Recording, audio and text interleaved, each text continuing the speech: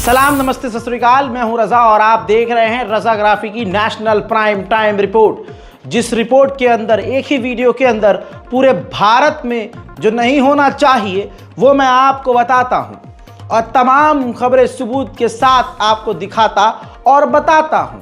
अफसोस के साथ कहना पड़ रहा है कि सबूत के साथ दिखाने के बावजूद हमारी खबरों पर ही हम पर ये FIR कर दी जाती है, लेकिन ये आपकी दुआओं का असर और ये अल्लाह का करम है कि ये इंसान न झुका है, न अल्लाह के अलावा किसी और के आगे ये सर झुकेगा इंशाअल्लाह। मुझे उम्मीद है कि आप हमारी इन रिपोर्ट्स को शेयर ज़रूर करते होंगे। हालात भारत में इतने ख़राब हो चुके हैं कि मुसलमानों का जीना हराम है। मुसलमानों का गुनाह ये है कि वो मुसलमान हैं। आज हर प्रशासन, हर संस्था, हर समुदाय मुसलमानों को परेशान कर रहा है, प्रताड़ित कर रहा है। मुसलमान का मुसलमान होना जुर्म हो चुका है, जीना हराम हो चुका है।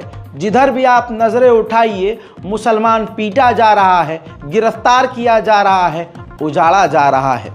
हजरात, शिमला के अंदर इसी तरह से जो बहुसंख्यक बौखलाई हुई भीड़ है, जो बेरोजगार है, जो नल्ली है, जो नफरत से भरी हुई ज़ॉम्बीज़ की भीड़ है, वो शोर ये मचा रही थी कि हज़ारों जो शिमला में रहने वाले मुसलमान हैं उनकी जन्म तिथि ही गलत है। 1 जनवरी सैकड़ों लोगों की जन्म तिथि है आधार कार्ड में, और ऐसा कैसे हो सकता है? ये सब बांग्लादेशी हैं, घुसपैठिए हैं, ये मुसलमान फर्जी हैं, यानी ये भारत के नागरिक नहीं हैं, ये भाग के आए हुए हैं और इनके पास जो आधार कार्ड है वो फेक है। और इसी बेसिस पर शिमला, उत्तराखंड और अलग अलग इलाकों में मुसलमानों के खिलाफ एक जाहिल भीड़ चीख चीख कर नफरत फैला रही थी। ये मामला इतना बढ़ गया कि शिमला के सीनियर अधिकारियों को सामने आकर क्लेरिफिकेशन देनी पड़ी और उस ज़ॉम्बीज़ भीड़ के ऊपर थूक दिया प्रशासन ने, ये बताते हुए को जिन जिन लोगों को अपनी डेट ऑफ बर्थ नहीं पता होती, बाय डिफ़ॉल्ट जो सिस्टम का सॉफ्टवेयर है वो 1 जनवरी डाल देता है बर्थ। जी हाँ, तो इसमें कोई घुसपैठिया नहीं है। जिन मुसलमानों पर इल्ज़ाम लग रहा है कि वो फेक हैं, वो घुसपैठिए हैं और आधार कार्ड नकली है, ऐसा नहीं है। क्या कुछ प्रशासन कह रहा है, सुनते हुए समझने की कोशिश कीजिएगा कि मुसलमानों को कितना परेशान फजूल में किया जा रहा है। देखिए, पिछले कुछ समय से सोशल मीडिया में कई तरह के भ्रामक प्रचार जो है वो किए जा रहे हैं, और मैं शुरू में ही स्पष्ट करना चाहता हूं कि इस प्रकार के जो दुष्प्रचार होते हैं वो उनके खिलाफ जो है वो लीगल एक्शन भी लिया जा सकता है, और कुछ लोगों के खिलाफ भ्रामक प्रचार के लिए लीगल एक्शन लिया भी जा रहा है। जहां तक unique identification authority of India के द्वारा जो आधार कार्ड जारी किया जाता है, उस संदर्भ में बहुत से लोगों ने जो है वो अपना संदेह व्यक्त किया था आधार कार्ड और उसमें जो अंकित जन्म तिथि है उसके बारे में। हमने जो कंसर्न डिपार्टमेंट है उससे भी इस संदर्भ में क्लैरिफिकेशन की, और साथ साथ में जिन व्यक्तियों के बारे में इस प्रकार से संदेह किया जा रहा था उनकी भी बायोमेट्रिक्स की जो है वो जांच पड़ताल की, तो उसमें यह पाया गया कि ये सारे के सारा जो है इट इज़ ऑल प्रोपेगेंडा, और इस प्रकार की कोई बात है नहीं। जो जन्म तिथि को लेकर के जो भ्रांतियां फैलाई जा रही हैं, तो 2010 से जब ये यूनिक आइडेंटिफिकेशन का जो कंसेप्ट आधार की फॉर्म में हमारे कंट्री में आया, तो उसके बाद 3-4 साल में जो कई व्यक्ति ऐसे हैं जिनको अपनी जन्म तिथि के बारे में अगर सही से ज्ञान नहीं है, तो उसमें ऑटोफिल जो डाटा जो है बाय डिफॉल्ट जो है उसमें वो सेट हो जाता था, और उसी फॉर्म में जहां पे जन्म तिथि को लेकर के जिस व्यक्ति की यूनिक आइडेंटिटी क्रिएट की गई वो अगर उसको मालूम नहीं है या वो व्यक्त नहीं कर पाया उस समय, तो उस परिस्थिति में जो था ये ऑटो जनरेटेड जो है वो डेट ऑफ बर्थ जन्म तिथि जो है अंकित की गई है। इस संदर्भ में कोई भी किसी प्रकार की भ्रांति जो है वो फैलाने की आवश्यकता नहीं है। ये एक सॉफ्टवेयर डिफॉल्ट प्रोसेस के कारण ऐसा होता है, और UIDAI जो है, जो हमारी अथॉरिटी ऑफ इंडिया है, उनके जो इस प्रकार का जो काउंटर चलाते हैं या जो यूनिक आइडेंटिफिकेशन। हजरात मोहतरम, सुन लिया और समझ लिया आपने। जितने भी बीजेपी के नेता और बीजेपी से जुड़े हुए लोग हैं और ख़ासकर बहुसंख्यक समाज के लोग हैं, वो मुसलमानों को मार रहे हैं, अब सीधा मार रहे हैं। और जो बीजेपी के नेता हैं, कोई भी मंत्री हो, मुसलमानों के खिलाफ माइक से ऐलान करते हुए दुनिया के सामने हथियार उठाने की बात कर रहे हैं, मुसलमानों के खिलाफ तलवार शस्त्र उठाने की बात कर रहे हैं। बॉलीवुड के बहुत बेहतरीन कलाकार रवि किशन जी सामने आते हैं और हिंदुओं को भड़काते हुए साफ साफ उनको हथियार उठाने के लिए उकसाते हैं, जबकि इन्हीं की औलाद विदेशों में पढ़ती है, इनके बच्चे विदेशों में पढ़ाई करते हैं और ये भारत में नफरत फैलाते हैं। शस्त्र भी चाहिए शास्त्र के साथ।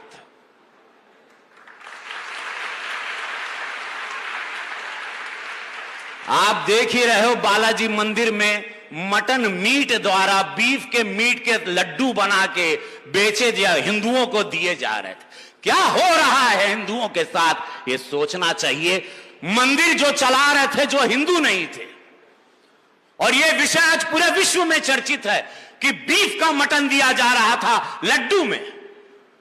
तो अब समय आ गया है कि शस्त्र और शास्त्र ओकरे साथ चले के हो। यह समय बा, यह पूज्य महाराज जी सिखावा ना। अगर ये बुलडोजर कहा ना तो उसके अंदर बहुत सारी बातें हैं।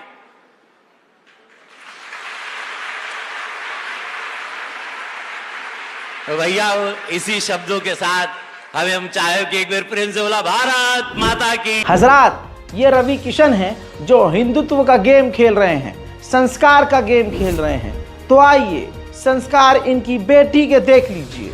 जैसा मैंने आपसे अर्ज किया, ये रीवा किशन हैं।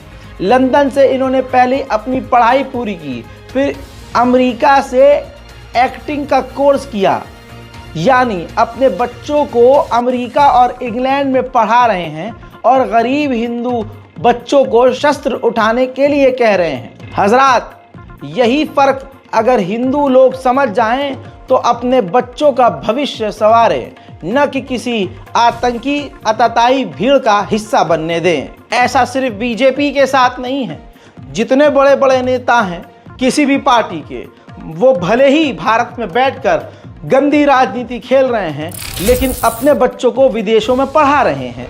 जैसा मैंने एक लाइन और बोली थी कि अब सीधा मुसलमानों पर हमला किया जा रहा है। अहमदाबाद में ऐसा ही हुआ है। आरोप यह है कि बीजेपी के गुंडे, बीजेपी के नेता मुसलमानों के घरों पर हमला करते हैं और सीधा आग लगा देते हैं। तस्वीर विचलित करने वाली है, सेंसर कर रहा हूं, लेकिन जो दिखा रहा हूं उसी से समझ लीजिए कि हालात कितने खराब हैं। मुस्लिम व्यक्ति के घर पर जानलेवा हमला करके आग लगा दी गई और महिलाओं को चोटें भी आई हैं। आरोप यह है कि बीजेपी के कार्यकर्ता परेश राठौर, संदीप राठौर और ईश्वर टकेला ने जहीर अब्बास के घर पर हमला कर घर में आग लगा दी। हमले के दौरान घर में मौजूद मुस्लिम महिलाओं को भी चोटें आई हैं। अब आप समझ सकते हैं कि अब इस दौर में हम प्रवेश कर चुके हैं जहां मुसलमानों के ऊपर अब सीधा हमला किया जा रहा है। आपके घर के आसपास कोई भी है वो बीजेपी से जुड़ा हुआ है तो याद रखिए, किसी भी बहाने से ये आपके घरों में आग लगा सकते हैं। पूरे देश में मुसलमानों को डराने और धमकाने की कोशिश है, बल्कि ये डराने और धमकाने से बहुत आगे है। अब सीधा मुसलमानों पर हमले हो रहे हैं। इसी के साथ एक बात मैं 3 साल से कहता आ रहा हूं, मुसलमानों को ही मारा जाएगा, हमारा ही गला काटा जाएगा और हमारे कत्ल का इल्ज़ाम हम पर ही लगाकर हमें ही जेल डाला जाएगा। दोस्तों, ये बात तब मैंने कही थी 3 साल पहले, आज वो होती हुई नज़र आ रही है। हजरात, गणेश विसर्जन के जुलूस के दौरान बहुसंख्यक समाज में जो उस भीड़ में मौजूद हिंदू संगठन से जुड़े हुए लोग थे, उन्होंने मुसलमानों के घरों के ऊपर हमला कर दिया, पथराव किया, ऐसी रिपोर्ट है। फिर उसके बाद एक संगठन है, हिंदू संगठन, उन्होंने मुसलमानों पर ही FIR कर दिया, यानी मुसलमानों के घरों पर हमला किया और फिर कंप्लेंट भी कर डाली। यानी दंगा करवाने वाली युवती ने खुद मुसलमानों के खिलाफ FIR करी। गणेश विसर्जन के दौरान मुस्लिम घरों को पहचान करके उनके ऊपर हमला किया था। 21 वर्ष की मोक्ष माधव आसेवड़ नाम की युवती की अगुवाई में हिंदू स्वराज गणेश मंडल नाम के संगठन ने मुस्लिम घरों पर हमला किया, उन पर पत्थर फेंके, मुस्लिम धर्म को गाली बकी और 2 पहिया और 4 पहिया वाहनों को आग के हवाले किया, तोड़ा गया। और तो और मुसलमानों के खिलाफ इस महिला ने केस भी दर्ज कर दिया, जिसके बाद पुलिस ने 74 वर्ष अजीज खान को भी इस मामले में गिरफ्तार किया और इसके अलावा दर्जनों मुसलमानों को गिरफ्तार कर लिया। और ये तस्वीर जो आपको मैं बार बार लूप में दिखा रहा हूँ नीचे, इसमें हिंदू भीड़ है जो मुसलमानों के घरों पर लाठियां बजा रही है और पत्थर फेंक रही है। यानी मुसलमानों पर हमला, मुसलमानों के घरों पर हमला, उनकी गाड़ियों को तोड़ा और फिर इसी भीड़ ने मुसलमानों पर एफआईआर किया और प्रशासन ने भी मुसलमानों को गिरफ्तार किया। असल में बहुसंख्यक समाज को मुसलमानों को मुसलमान देखकर तकलीफ हो रही है। ये सब ड्रामा है कि ये घुसपैठिए हैं, ये बांग्लादेशी हैं, ये हिंदू राष्ट्र के खिलाफ हैं, ये भगवा लव ट्रैप कर रहे हैं, ये सब नौटंकी है, ये सब बहाना है। असल में सिर्फ मुसलमान निशाना है और इनको मुसलमानों से तकलीफ है। मुसलमान क्यों है, मेन दर्द ये है। इसी वजह से ये बहानों से मुसलमानों के ऊपर अब आरोप प्रत्यारोप लगाकर उनके ऊपर हमले कर रहे हैं। अब जैसे हिमाचल प्रदेश में भी नफरत इतनी ज़्यादा हो गई है कि अब खुल्लम खुल्ला कह रहे हैं कि हिमाचल प्रदेश में रहना होगा तो अलाना फलाना कहना होगा, भारत में अगर रहना होगा तो अलाना फलाना कहना होगा। इस तरह के नारे लगाकर मुसलमानों को उकसाया जा रहा है और सरकार जानबूझकर ये होने दे रही है।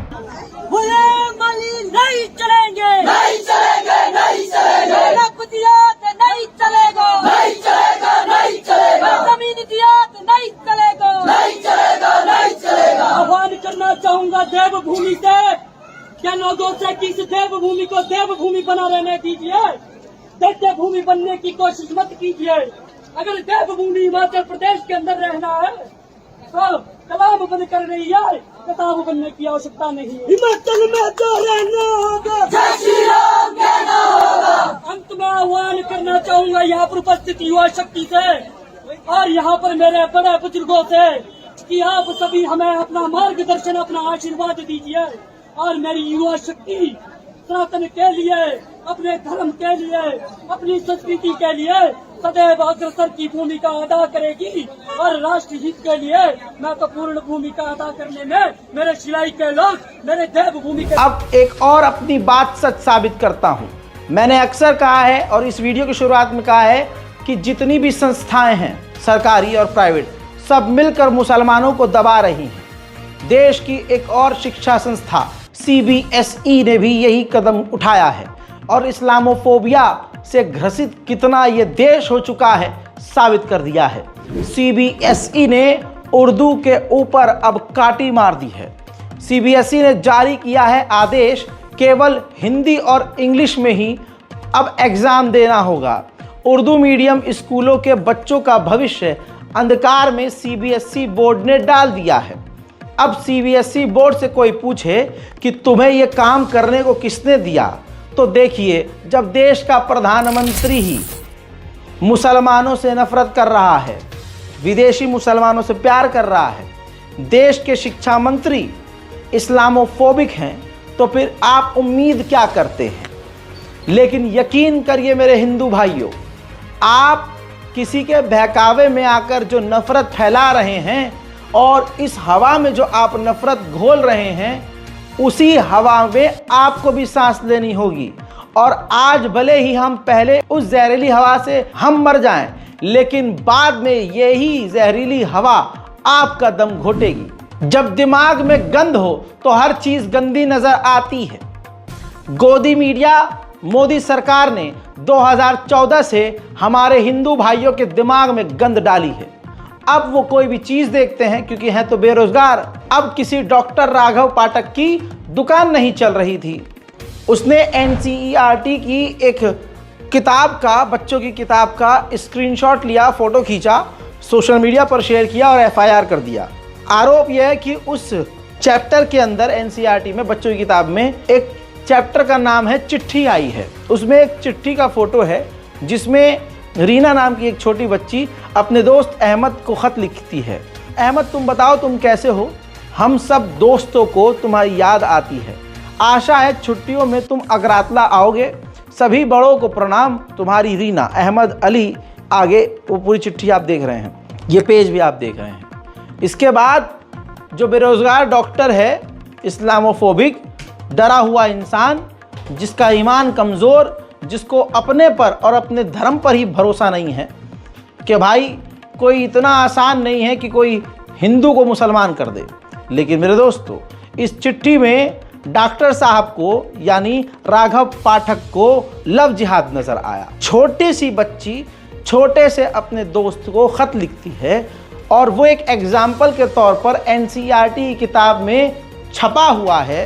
तो इसमें डॉक्टर साहब को लव जिहाद दिखा है और उन्होंने जाकर बाकायदा एफआईआर भी कर दी। अब यहाँ पर रोक कर मैं आप लोगों से, मुसलमानों से मुखातिब होकर एक बात कहना चाहता हूँ।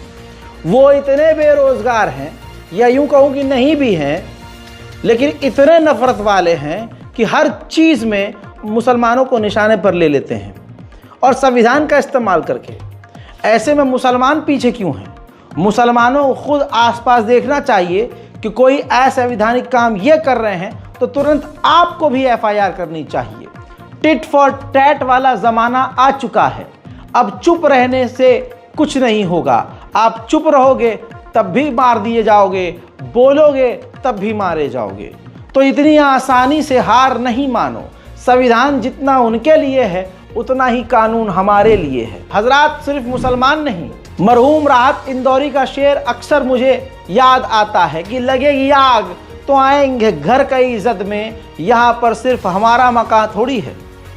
दोस्तों, अभी तक मुसलमान लपेटे जा रहे थे और साथ ही ईसाइयों को भी परेशान किया जाने लगा है, ये आप देख रहे हैं।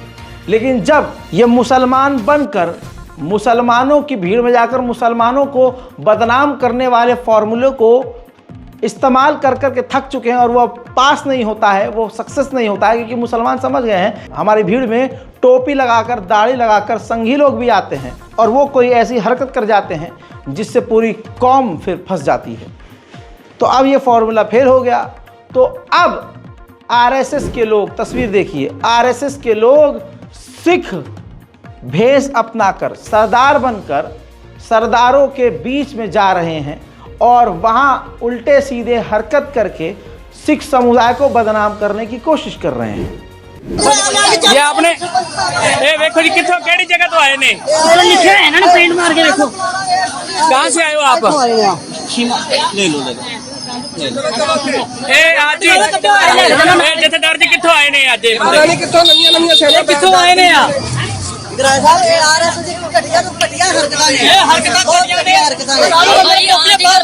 सिर्फ सिखा नूं शस्त्र पहनन दा हक है। ਇਹ ਸਾਡੇ ਚੋਂ ਅਸੀਂ ਅੰਦਰ ਜਦੋਂ ਸਾਰਾ ਚਾਹੇ ਤੇਰਾ ਭੱਜ ਲਾਈਵ ਚੱਲਣ ਦਿਆ। ਇਹ ਬੰਦੇ जी, ये सिख समुदाय के साथ भी शुरू कर दिया गया है। अब एक एक बात सबूत के साथ लेके चलूंगा। ईसाई पर आते हैं। हमारे क्रिश्चियंस जो कल तक मुसलमानों पर और दूसरों पर हमले देखकर खामोश थे और उनको लग रहा था कि हमारे साथ नहीं होगा, अब उनको भी बाबा जी का ठुल्लू मिल गया है। मेरे दोस्तों, सभी को पता है कि रविवार के दिन गिरजाघर में भीड़ होती है। ईसाइयों के यहाँ संडे के दिन गिरजाघर यानी चर्च ज़रूर जाते हैं ईसाई समुदाय के लोग। दोस्तों, इसी संदर्भ में दो लड़कियां ईसाई अपनी फ्रेंड या अपने किसी दोस्त को बुला रहे थे सड़क पर खड़े होके चर्च चलने के लिए। होता है ना कि भाई चलो तुम नमाज़ पढ़ने जा रहे हो तो तुम भी मुझे ले लेना यार, आवाज़ दे देना, फ़ोन कर देना।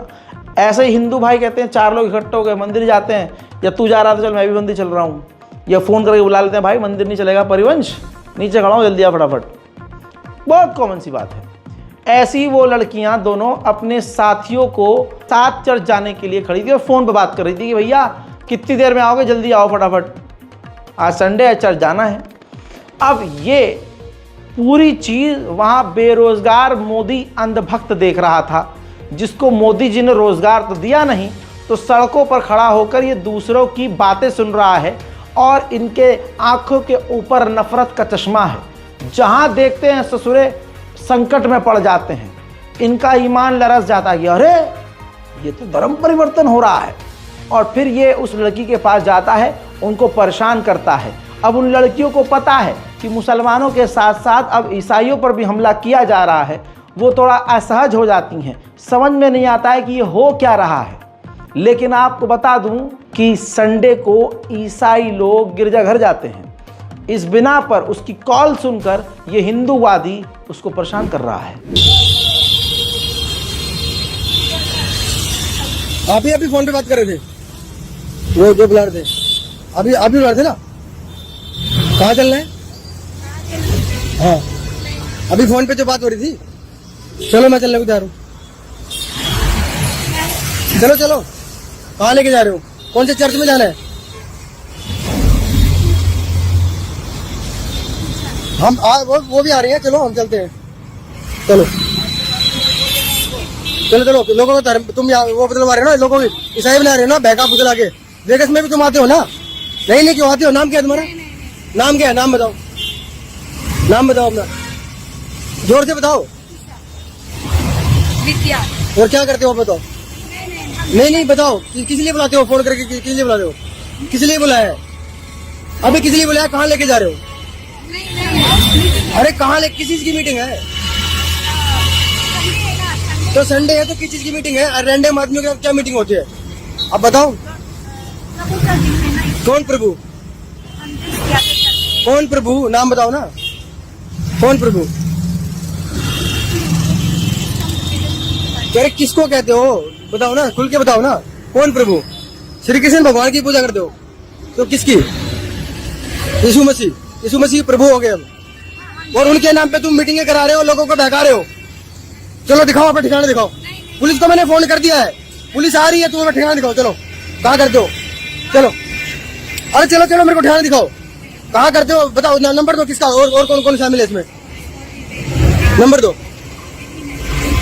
क्या तुम बहका के लोगों को ले जा रहे हो मीटिंग के नाम पे और लोगों को ईसाई बना रहे हो लालच दे देकर? चलो मेरे को ठिकाना दिखाओ, पुलिस आ रही है, मैंने पुलिस को फोन कर दिया है, दिखाओ ठिकाना कहाँ है। चलो मैं साथ ही चलूंगा तुम्हारे पीछे पीछे।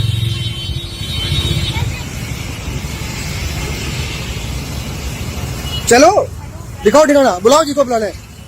यहाँ तुम लोगों को बहला के ले जा रहे हो चर्च में, उनको ईसाई बना रहे हो। प्रभु की यीशु कब से प्रभु हो गए? ये लोग टारगेट करते हैं, शाम को जाते हैं। हजरात, ये हाल है हमारे मुल्क का। मैं यही उम्मीद करूंगा कि ईसाई समुदाय, दलित समुदाय और सच्चे हिंदू सामने आए नफरत के खिलाफ। ये फर्जी मोहब्बत की दुकान राहुल गांधी के चक्कर में ना पड़े।